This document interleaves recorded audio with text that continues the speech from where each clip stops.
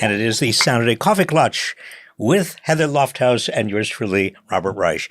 And it's been another week, Heather. Here we are. I mean, we're coming up to 100 days. On Wednesday. Of Trump. And it feels like 100 years.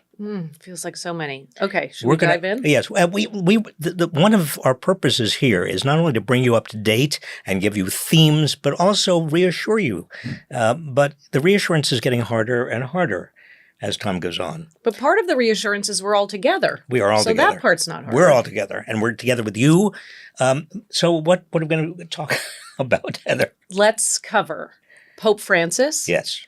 Trump's first 100 days, as you just said, and the economy going down the tubes. Yeah. But so are Trump's approval ratings. Well, that's good news. We're going to get to the good news.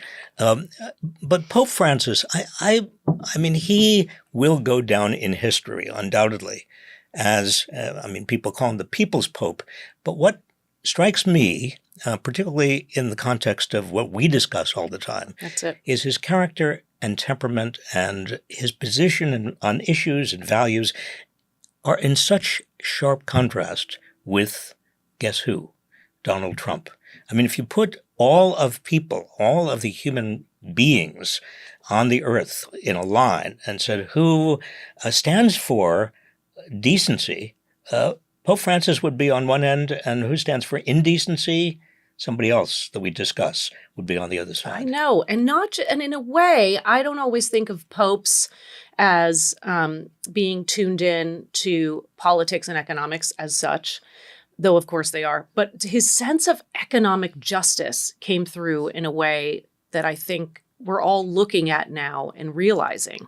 Exactly. I mean, he came out against inequality of wealth and inequality of income and pointed out ways in which it corrupts societies. He was one of the first to speak out against what was going on in Gaza. He has come to the aid of migrants and immigrants and basically said, he's decried the way in which some politicians, i.e. Trump, have characterized and demeaned and demonized immigrants. I think that the Pope was the most important voice on so many of these moral issues.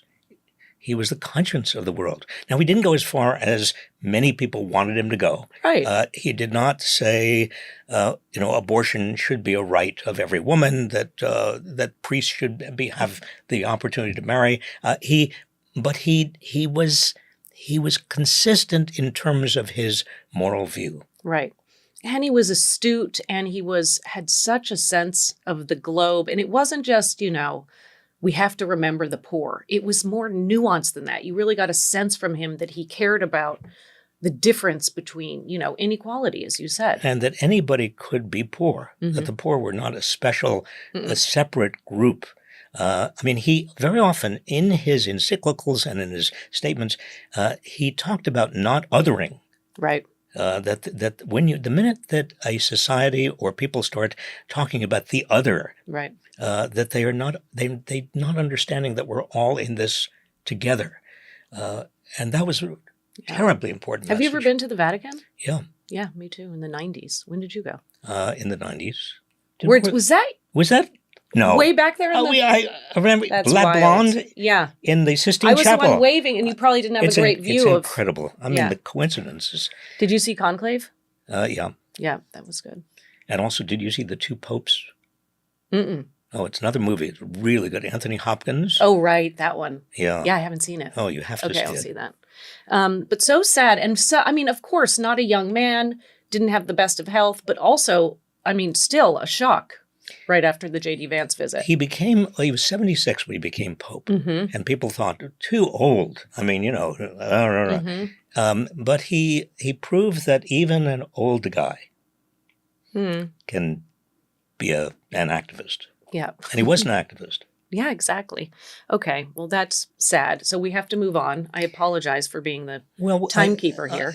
No, we don't have to move on in the sense that I think we all want to not only pay our respects, but remember him in terms of what he represented. Of course. And keep that those values, those principles, that character, that temperament at the top of our minds in a time of total darkness, given the United States, but given much of the rest of the world. I know. Okay, well, it's good we're having this coffee to kind of lift ourselves up, I guess. Okay, so first 100 days coming up this Wednesday is the anniversary. If we have to characterize it, I mean, is it cruel? Is it incompetent? I would say it's both incompetent.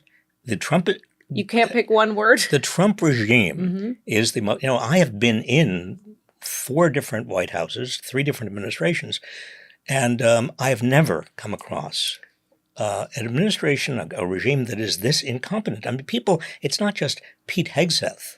Yes, there is Pete Hegseth and his, the Pentagon is coming apart. It really is coming apart. Yeah. And you can't have the Pentagon coming apart.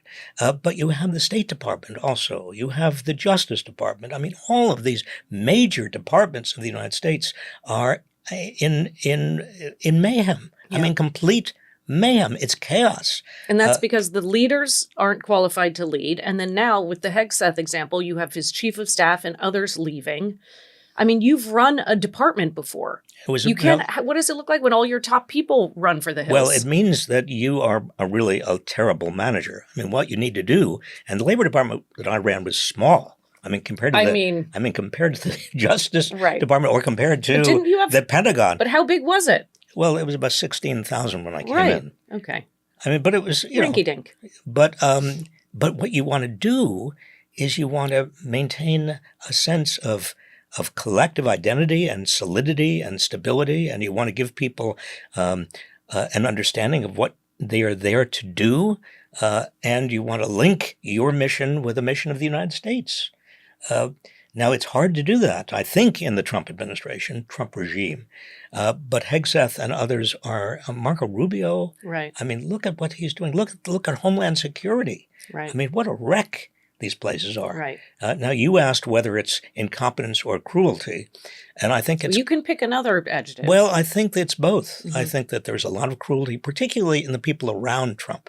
I think Trump is totally incompetent. I mean, we know he has the attention span of a fruit fly. He can't maintain anything, can't even read. Drosophila. Yeah. What? Drosophila. What is That's Drosophila? A fruit fly. Drosophila. I didn't know that. Okay, keep going. The attention span of Drosophila? Drosophila. Drosophila? Yeah. But sorry, I can't even remember what I was talking about. But there is cruelty around Trump. I mean, people like Stephen Miller, who is in charge of immigration, is really, I think, I hate to say this about anybody, and I don't know him, but from everything I see and hear, he sounds like a horrible person. And they're getting a high off of the cruelty. They are. And the power they have, yes, and their ability to influence him and get it through. And Elon Musk, also the same thing. And the fellow who is the trade czar. Both, I mean, all of these people are just— they're not people you would ever want to encounter. Certainly you couldn't make friends with, but their values. And then as a group, I mean, that's part of it too, is there's the group dynamic. They egg each other on. And I think the difference, Heather, between the first Trump administration regime and this one is that the first one, at least you had people who were not only establishing guardrails around Trump's craziness, but they were establishing a certain sustainability and a certain stability. And now it's just every sycophant, and they're all sycophants, they're all lackeys, all of them are competing for Trump's attention. And again, because Trump has no attention span, he's changing his mind every minute. I mean, on every issue, whether it's trade or immigration or anything else. If it's controversial, a week later or 3 days later, it's something else. Yep. And they salute and they like to follow through on the insane orders. And before it was, no, we have to have some bounds around this. Oh, no. Now it's let's go. Let's see what he does next. And then we can make more money. And then I think the only values that is Trump thinks about, we now know, if we didn't know before, are power and money. That's it. But the people around him, I think, do have a kind of fanaticism that I have not seen before in government. A kind of a brutality, a bullying aspect. I mean, immigration is just the tip of this iceberg. But wherever you look, you see the FBI. Look at Kash Patel. I mean, of all the people you don't want to be put in the position of FBI director, that is one of them. And they are now proving it. Right. Now, why would you say that? Because he has an enemies list? Because Well, he has an enemies list, and he boasted just yesterday about the fact that the FBI had arrested a judge in Milwaukee, in wasn't Milwaukee. That's right. And I'll remember her name in just a minute. Dugan was her last name. Hannah Dugan. Mm-hmm. But how can the FBI arrest a judge just because she's there trying to make sure that immigrants have access, even if they have no papers, even if they are undocumented, they have access to a courthouse. That's what judges ideally are supposed to do. You arrest a judge. How can the FBI, how can the administration, the executive branch, arrest a judge, an Article III judge? Well, we're getting into very dangerous territory here. Yes. I saw your Substack this week that warned us about where is the dangerous territory, where does a democracy end and a dictatorship begin, really, truly? Well, we're getting very close to a dictatorship. And I hate to say this, I Heather. hate for you to say it. Well, I hate for you to tell me that you hate for me to say it. But it's... Could you post this on Substack and then I can comment on the hating? It hurts me personally so much. I mean, I spent years in the Federal Trade Commission, in the Justice Department, at the Labor Department, and I was surrounded by people who cared about this country. But now you have somebody surrounded by others who are bent on really overwhelming democracy, on turning our democracy into a dictatorship. And I think that if we're talking about the first 100 days, this has to be one of the bigger central themes. And let me, if you will, excuse me for going off on my rant. No, I love it. Let me get no, my you coffee. won't. It's not. Let me get my coffee. Yes, Keep no, going. Every democracy depends on what might be called a level of mid-range intermediary institutions. I'm talking about the media, universities, courts, political parties. Nonprofits. Nonprofits. I mean, all of these intermediary institutions that exist independently. And their independence from the head of state or the president is critically important in terms of maintaining honesty in the democracy. Science would be another good example. But what you see this administration, this regime doing over and over and over again is attacking all of these intermediary institutions. They're going after universities systematically. They're going after law firms. They're going after even libraries and museums. They're going after the courts. One of the reasons that the judges getting together just this past week, and one of the Judicial Conference of the United States is usually a yawn. I mean, nobody pays attention to what the judges do, what they get together. But this week they got together and they asked whether they are going to be able to maintain the U.S. Marshal protection because so many of them are getting death threats. Why are they getting death threats? Because Trump and some of the people around Trump are demeaning and excoriating the judges.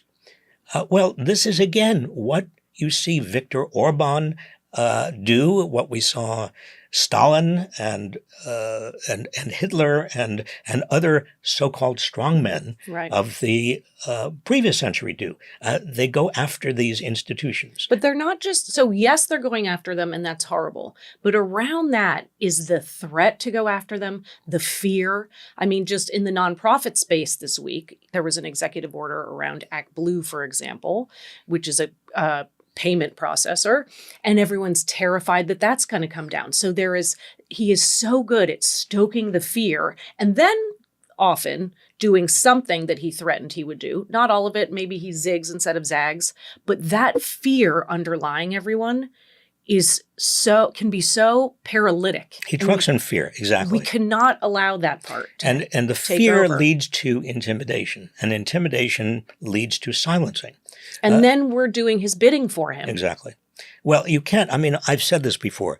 A tyrant or tyranny generally cannot be maintained without people submitting to it. Yep. But how do you avoid submitting to it if you are, for example, a judge getting phone calls or getting written notes threatening your life, and you're not sure the U.S. Marshal Service will actually be there to protect you? Yeah. Your family might be vulnerable. Right. I mean, how do you protect yourself if you are working in a lab on some very important experiments, and suddenly it may be that your entire funding Yep. is gone because you have said something or you've done something. And then you're driving home and you can't listen to public radio anymore because that's on the chopping block and about to have a big vote where the bulk of the funding would be gone for the two biggest public broadcasters. That's this week. Or the media generally. Look at CBS, 60 Minutes. Yep. The head of 60 Bill Minutes, Owens, Bill Owens,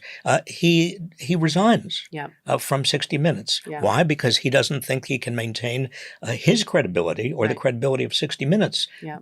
because of the pressure being put on 60 Minutes and on CBS from a lawsuit. Where does the lawsuit come from? It is a defamation suit that came from Donald Trump. Yep. $66 billion suit. And it's all tied up in money and politics. It's terms all of money. Who's owning what Money, behemoth, money and power. for profit And that's behind the news. But the problem is, if you have the head of state who has huge money and huge power and doesn't have any sense of responsibility to the institutional framework of a democracy, all he cares about is power and money, then you are not only inviting corruption, you are inviting fear and intimidation and silencing. And when these intermediary institutions, all of them, begin to disappear or begin to become silenced, then your democracy is silenced. Then if somebody can be picked up and basically without a trial, without any kind of a hearing, an accusation that the person is dangerous and sent to El Salvador, none of us is safe. Right. It's a slippery slope. And this word we keep saying, deportations. A deportation means sending someone to safety in the country. Well, it used to. Not sending someone into prison in a country. Well, this That's is abduction. This is an abduction, and this is a new kind of Or kidnapping. a new kind of vehicle for fear. I mean, if you are a student in the United States, an international student on a visa, or you are on a work visa, or even if you have a green card, you are likely not to speak up about something that you feel otherwise ought to be said that is critical of the administration or in some way crosses what the administration line is or the regime's line is, because you are fearful that you could be, there could be some retribution. Right. And we have him going after the universities, the students and the people themselves, the judges. It's all encompassing. That's the issue. I mean, there's a lot of discussion about each of these separately, but the unifying theme is going after the intermediary institutions with fear and intimidation. And is he winning? Well, it's hard to know because you don't know how many people have been silenced. One of the things that I really do, I'm angry about. I mean, I'm angry about a lot of things, Heather. But one of the things that really angers me, pisses me off, is you've got a lot of the CEOs of this country, the big companies that depend on the stability of this country, that really do depend upon government in so many ways, depend on Americans and American consumers. They are backing Trump. Right. They want, selfishly, they want a big tax cut. They want regulations, health and safety and environmental regulations tossed away. They're for not the sake standing of up. profits, right? And that for their own greed. It is just their own greed. Well, as has been said many times, it's not just the bad people and their actions. It's the silence of good people that allows a tyrant to take over. Well, so you mentioned his incompetence. So on the one hand, it is disgusting watching it when so many people are in harm's way because of it. And then it's also embarrassing that this incompetent person is representing us to the globe, to be an American. It's mortifying. So I'm having all these feelings about it. But then I have this feeling of, but at least he's incompetent. And I feel like some people are starting to notice it. So is it a little bit of one of your dull, tarnished silver linings? Well, it may Can be we a silver see it that way? In other words, if he were really competent, all of this would be much worse. Right? I think that's right. Because what he does is he moves in one direction, and then when he sees that it was a mistake, or he's getting he doesn't see when someone tells him it was a mistake, or if and he sees reverse, or if he sees the stock market. I mean, right. The tariffs are a good example. He comes on strong, and tariffs are great. Tariffs are wonderful. Tariffs, a beautiful word. And then he puts the tariffs up on, and he calls them reciprocal tariffs, as if they are somehow justified, deserved, and reciprocal, and so and then what happens? The stock market tanks. But the bond market, we've talked about this before, the bond market, which really is supposed to be treasury bonds, the safest place to put your money, the world begins to pull its money, including a lot of Americans, out of T-bills. Yeah. And he gets a little nervous. He gets scared. He says, well, we'll put a 90-day hiatus on all of this. Time out. But he still has 145% tariffs on China. And then he starts realizing that China has a lot of ways of making life impossible for America. He starts realizing because his phone starts ringing. CEOs start calling him up. Exactly. Look at my age. I'm dialing like this. Yes, you are. Not like this. Yes, well, I would dial like this. Right. And so they say, we just got to tell you that the tariffs on China are really, actually, we're going to have to raise the prices. We just got to flag it for you. That's right. And when he sees the prices are actually going to go up, and his whole reason for being, the reason that so many people voted for him is he said, I'm going to take prices down. Day one. On day one. And then he gets nervous and he says, well, maybe even the China tariffs were too high. They're unrealistic. They're not really sustainable, he says. And the stock market then goes up. Oh, by the way, when you have gyrations in the stock market and the bond market like this, that somebody's making a lot of money. Oh, for sure. Somebody was and you know who it is? Inside, not us. Not us, but somebody was inside I know. Information. Somebody, maybe, who knows? Trump family? Could it be? And then crypto's on the rise. And Trump so much cronies, financial shenanigans. There happening. is. I mean, I think we can talk about the first 100 days. We will, but I think looking back on this, historians will find more just payoffs and we should be able to be seeing this now, right? I feel like there was a time when investigative journalists were able to find more things and felt free to speak out about it, or when someone who felt a moral feeling, were compelled to say, you know what, I have to say this isn't okay. We need to adjust how often Congress is admitting to where their funds are going. Well, this is where the silence issue comes in. Know. It could be. We have a lot of reason to believe that there is a lot of funny business going on, a lot of payoffs, a lot of inside information, but we're not getting any reportage because a lot of people are scared. Right. A lot of people don't want to be whistleblowers in this environment. Reportage? Is that a word? Yeah. I mean, it's French-ish. Well. So the good, so I. Bonjour. Hi. I refuse. No. I feel like Michael and our team would say, we can't do this in French. We're also not allowed to sing. Okay. It's been outlawed. Good. I think we're great. So in terms of the positive, which is, I'm having to put on, my loop to really look and see a tiny little glimmer of positive. Your rose-colored My rose-colored jeweler's loop. Yeah. But so some people, I couldn't believe this. And I never say positive things about Goldman Sachs, but even they spoke out this week about the importance of diversity and said, hello, you can't just write things off. Yes, I think there are people in the business community, in the financial community, beginning to say, no, this is wrong. I mean, it's not just wrong in economic sense. Even the Wall Street Journal has been against a lot of what Trump has done. No, it's wrong in the sense of what a society should be, of what we want from America, of what this country ought to represent. And the fact that Goldman Sachs did say, well, diversity is an important value, is critically important. The fact that Harvard University stood up to Trump and said, no, independence of a university is a very critical value.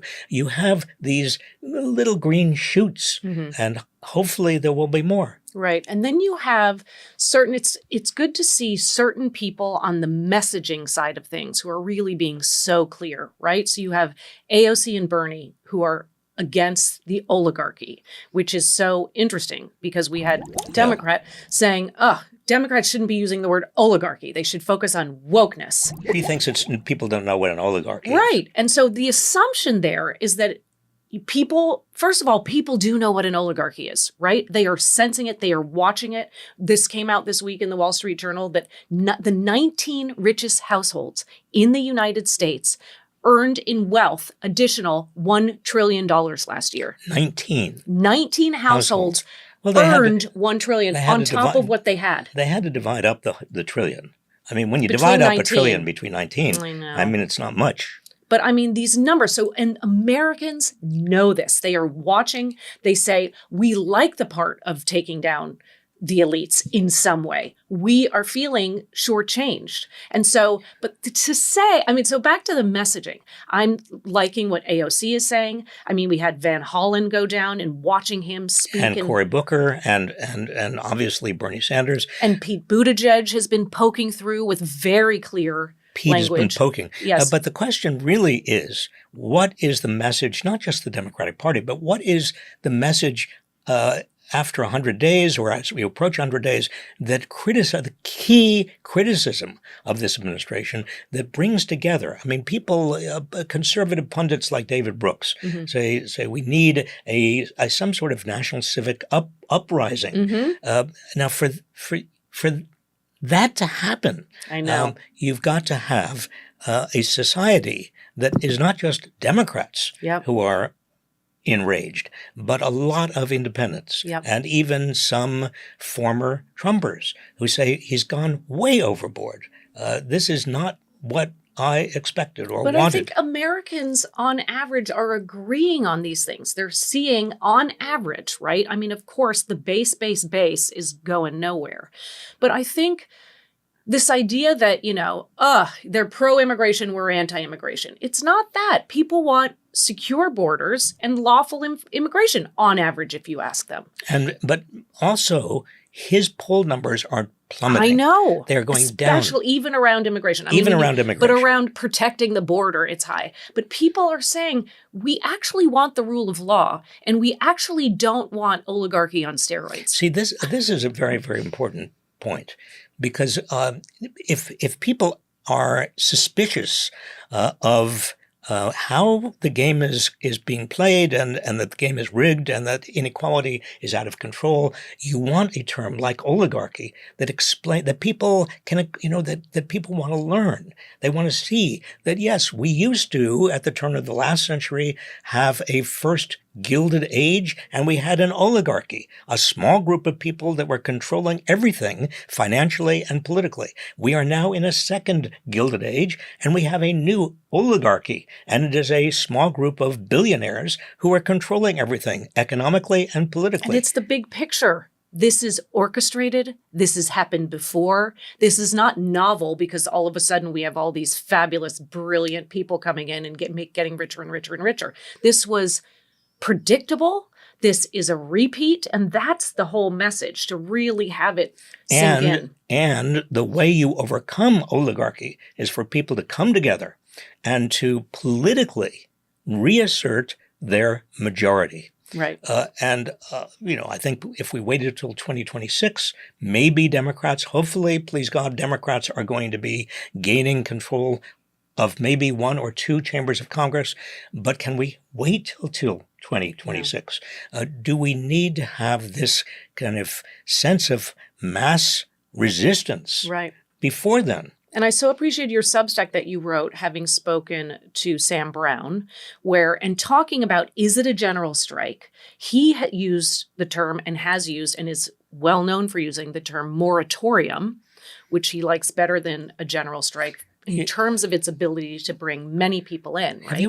Have you met Sam? No, I would love to. He's an interesting guy. He, in 1969, was the brains behind the anti-Vietnam moratorium. Now, at that time, I remember a lot of people were saying general strike. Mm-hmm. And he said, no, if we want to make this big enough to be seen and heard and have an influence on American politics, we've got to use words and concepts and do this in a way that more and more people feel it's theirs. It can't feel partisan. It can't feel like a strike. And I remember at the time kind of debating with friends about that. I wasn't sure. I did participate. Bill Clinton participated in those demonstrations in 1969. It was brought up in the future. Yes, it was in October of 69. And then again, there was even a larger march on Washington in December of 69. But all of that, Heather, contributed to ending the war and getting Nixon out of office. Yeah. Yeah. And so that worked. It worked to that extent. Yes, it became a huge movement. And what we need now is a pro-democracy movement. We need a movement that recognizes that the rule of law and also economic consistency, they're very close together. Can you talk about Jerome Powell and what happened this week? Well, if for example, what happened last week was that Trump made it sound as if he was going to try to get rid of Jerome Powell, the head of the Fed. And markets reacted, as we last week said we thought they would, because if you don't have the independence, this goes back to the theme of independence of these institutions. The Fed has to be independent or it has no credibility. And so Trump had to go back and say, no, I'm not going to do anything. I'm not going to threaten his job. It's another example of Trump being inconsistent, incoherent, a kind of chaos in terms of the Trump administration, because he is creating circumstances that are making life very hard for many, many people out there. But it's not the many people he listened to. It's whoever dialed him up and said, okay, too far. Yeah, markets are not happy. You need to say you're not going to fire the guy you called a loser in all caps yesterday. And in this case, the evidence suggests that it was the heads of major corporations that said, if you don't do this, we're going to face huge inflation. We're going to have to raise prices. It's the combination of your tariff policy and your criticism of Jerome Powell. It's going to drive the economy nuts. And he listened. He listened. Yeah. Is that good? Is that good news? When I look at this first 100 days, I just say to myself, the good news, the really good news, is that, or maybe the potential good news. Here we go. Soften it. No, I'm going to say a potential silver lining is that Trump may be ironically bringing people together. Bringing together the nation against his dictatorial impulses, against his inconsistency, against his chaos, against his tariffs, against his immigration policies. It's all so antithetical to fundamental values shared by so many Americans, not just Democrats. So maybe if we are lucky, the silver lining on the 100 days or the 150 days or how many days it takes is that Americans are brought back to first principles, right, and we agree on the basics. So you've mentioned the intermediary organizations, and I am watching gatherings, right? Universities starting to come together, lawyers signing Friends of the Court memoranda, all of these examples, but also at the individual level. It's so important that people are making calls, showing up at protests, getting online and staying engaged and active. And Absolutely. That informal leadership that people are leaning into is critical. It's absolutely critical. Even if the intermediary organizations were strong, you still need grassroots activism. And it's something we talk a lot, and we talk a lot with you about, because you, by nature of being with us, with Heather and me, you are grassroots activists. But this grassroots activism has to be enlarged, and more and more people have to be pulled into it. Right. It really is a matter of the future of the country. I liked seeing that Harvard research study that you have cited a couple times, which talks about this 3.5% threshold. Isn't that interesting? Yeah. So it basically says that if you have 3.5% of a society, of a population, really intentionally mobilizing against a government, that there can be a topple. This is a study coming out of Harvard. And I think the researcher was Chenoweth. Am I correct? But the researcher looked at historically at movements that did actually change politics, and found that 3.5% of the population seemed to be the critical determinant. If you could get to 3.5%, which in our population is what, 11 million, something like that? Yeah, slightly more, I think. Yeah, you don't need to have a vast majority, but you need to have activists who are making loud noises about 3.5%, and you get change. Yeah.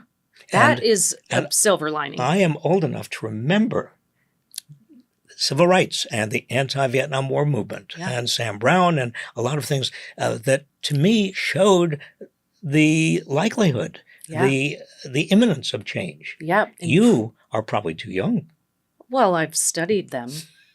So, and protests are protests. They're happening. Yes. But to study have been at some of these big ones. Yeah. Seems, I'm jealous, but also there's the other part of me that thinks it must be hard to have been there and then to be back in a way. It is. It is. I think a lot of people, a lot of kind of ancient relics like me, we look back and we say, well, it was possible in civil rights and anti-Vietnam, and we accomplished a great deal. And the women's movement was really also a major movement. Why is it so hard to take on Trump? Well, I think the answer is it won't be that hard. It's only 100 days. Let's keep on reminding ourselves, not even 100 days. Is that making me feel better or worse? Well, it should make you feel better in this context. Okay, got it. Right. Because we haven't really given all of the forces that could come together enough time.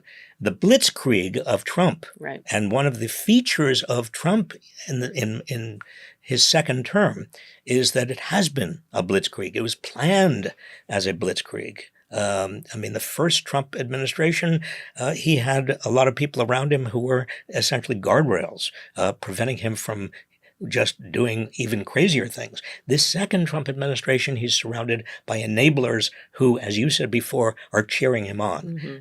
And part of the cheering him on is the blitzkrieg. Get stuff done as fast as possible. If you stretch out the graph of time, as I always say, you see trend lines, right? So one other thing that I try to remind myself of is that looking back in 10 years from now, right? My child will be looking back from 10 years and saying, what did you all do? By the way, I was only 12 at the time.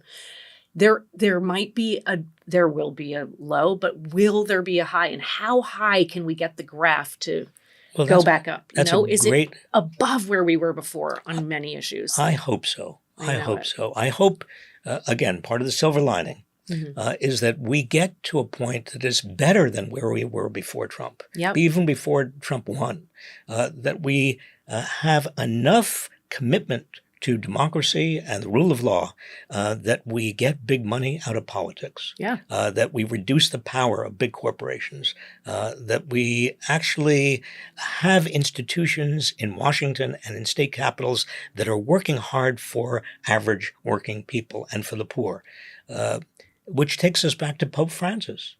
Pope Francis could do only so much. He could be the conscience of the world, but he had no political power. And at every turn, he was confronted with the reality of politics. And that was the limit of Pope Francis.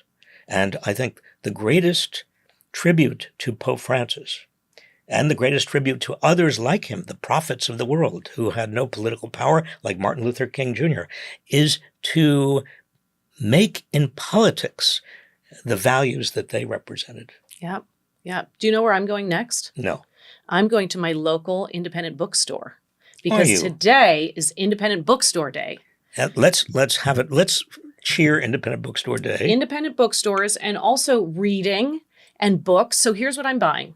I am buying Tim Snyder, of course, the Yale historian's book on tyranny, because we are going to be interviewing him and having coffee with him next week. Next week here. Yeah, next week here. Join us. Tim Snyder, the Yale historian, will be with us. Tim, and well, that's great. Yep. So I'm going to read On Tyranny, and then I'm going to pre-order your book from a bookstore because I'm not getting it from other places, and I'll leave it at that. So your book, your memoir, coming up short, hilarious, a memoir of my America. So I'm so excited to read it. And so what I'm going to do is I'm going to buy it, and then I'm going to take little notes in it, and I want to bring it onto a coffee Klatch, and I want to spill coffee on it, and I want to discuss it, and I want to make it part of our history. I couldn't You're endorse you more. Listen, thank you. And you. And thank you for everything that you do for Inequality Media, Civic Action. You're the inspirer. And for your just intelligence and... Stop it. Okay, I won't embarrass you further. But let me also thank you. Behind the camera today is Michael Lahanas Calderon, and Michael is just, you've met him before, and we'll have him. He'll be back on our coffee Klatch. But I want to thank you for bearing with us, for joining us again, for being out there every week, for telling your friends and acquaintances and people, even people who you are not friends, about us and the importance of joining not only our coffee Klatch, but also joining the movement. So thank you. We'll see you next Saturday. That was so fabulous, and I had a great time, and I really thought it was wonderful. I thought it was very, very You fabulous. were great. And you were beyond great. You're are good. You, Have you done this before? I've never done it before, but you hit a new high. Really.